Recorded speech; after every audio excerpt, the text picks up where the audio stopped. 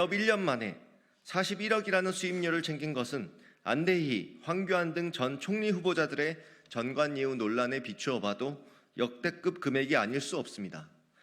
더욱다 다단계 사기범들을 수사하며 쌓은 전문성과 명성으로 다단계 사기범들 사건을 수입한 것은 직업윤리에도 반하는 악의적인 행태가 아닐 수 없습니다.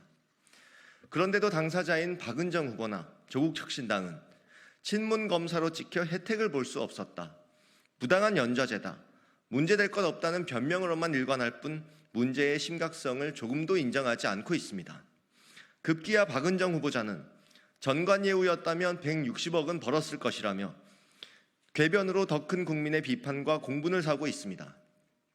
국회의원이라는 공직을 맡을 자격이 있는지 의심케 하는 망언입니다. 대체 어떤 특권적 세계관을 갖고 있길래 41억은 문제가 안 되고 160억쯤 돼야 문제가 된다고 말합니까? 조국혁신당에게 전관 배리는 무엇입니까? 조국혁신당이 윤석열 정권 심판, 검찰 독재 종식을 외친다고 해서 자신들의 특권, 비리, 범죄마저 그들의 문제로 치환할 수 있다고 생각한다면 국민을 우습게 하는 것입니다. 방법만 다를 뿐 윤석열식 공정 파괴나 조국의 공정 파괴나 청년들에게 이 사회에 대한 믿음을 깨고 깊은 좌절을 안겨준 것은 마찬가지입니다. 조국 대표와 조국혁신당은 본인들이 조금이라도 더 낫다고 말하려면 즉시 박은정 후보의 사퇴와 국민에 대한 사과에 나설 것을 촉구합니다. 민주당 양문석 후보는 고가 아파트의 주택담보대출이 금지된 2020년 대학생 딸 이름으로 11억 원에 이르는 사업자금을 대출받아 서울 강남의 31억 원짜리 아파트를 샀습니다. 당사자인 양문석 후보는 처음에는 잘못을 인정하는 듯 하더니 며칠 가지 못했습니다. 양문석 후보는 우리 가족들 대출로 피해자가 있냐며 사기가 아니라는 궤변만 늘어놓고 있습니다. 주택담보대출이 안 되니 사업자금 대출을, 그것도 대학생 딸의 명의로 받아 고가 아파트를 샀다면 이게 사기가 아니고 무엇입니까? 불법, 편법 저지르지 않은 선량한 시민들이 모두 피해자입니다. 그런 부모 만나지 못해 주택 구입하지 못한 이 나라의 청년들이 모두 피해자입니다. 이재명 대표는 양문석 후보의 노무현 불량품 막말 논란 때도 정치인 비판은 문제가 안 된다고 편들면서 기어이 공천했습니다. 그렇다면 11억짜리 편법 정도는 관행이니 이번에도 문제가 안 된다고 말할 겁니까? 민주당, 정말 이러지 맙시다. 국민들 앞에 부끄러움을 알아야 합니다. 아빠 찬스 특혜 논란도 심각합니다. 민주당 공영훈 후보는 2021년 토지거래 허가구역 지정 직전에 군 복무 중인 20대 아들에게 현재 시세 30억짜리 성수동 주택을 증여했습니다. 게다가 2017년 주택 구입할 때 현대차 임원으로서 내부 정보를 이용해 부동산 투기를 했다는 의혹마저 일파만파 커지고 있습니다.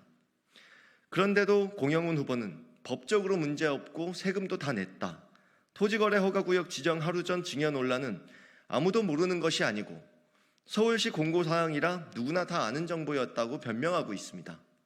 그야말로 손바닥으로 하늘을 가리는 일입니다.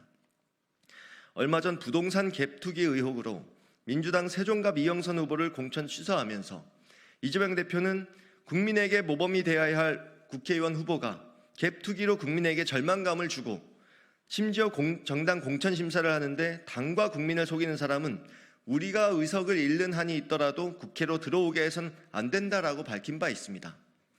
아울러 민주당은 3년 전 LH 투기 의혹 사태로 4월 재보궐선거에서 참패했던 과거를 똑똑히 기억해야 합니다.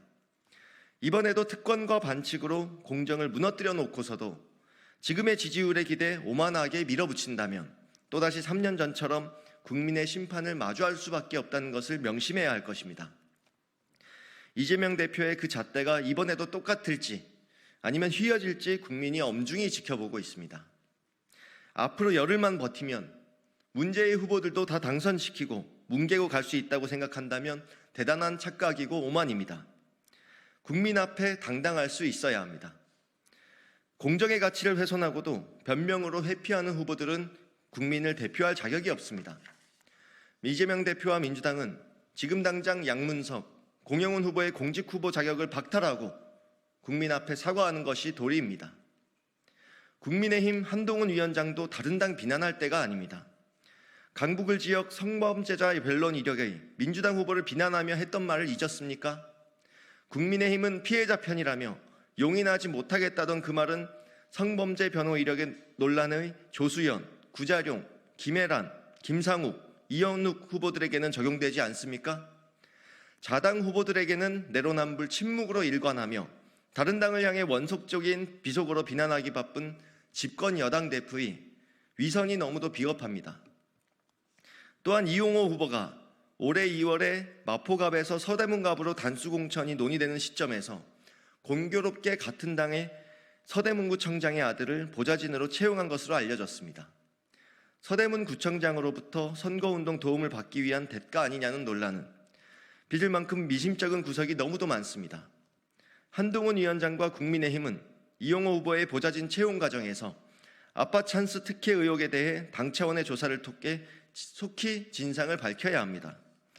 이런 불공정하고 부도덕한 국회의원 후보들을 해당 정당들이 그냥 모른 척하고 그대로 둔다면 과연 조국혁신당과 민주당, 국민의힘은 청년들에게 공정을 말할 자격이 있습니까? 이게 민주주의입니까? 이게 공정입니까? 명백한 국민 기만이자 국민에 대한 배신입니다.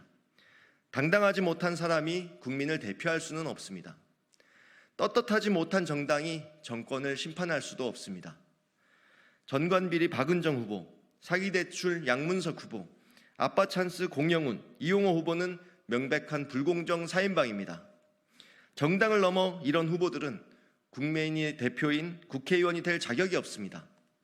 지금 당장 사퇴하는 것이 마땅합니다. 조국혁신당과 민주당, 국민의힘은 국민 눈높이에서 완전히 벗어난 불공정 후보들의 공천을 즉각 취소하고 청년들과 국민들에게 책임 있게 사과하십시오. 새로운 미래는 특권과 반칙, 위선과 내로남불이 무너뜨린 공정과 민주주의를 다시 세우겠습니다. 그래도 민주주의, 그리고 공정한 나라를 향해 꿋꿋하게 나아가겠습니다. 감사합니다.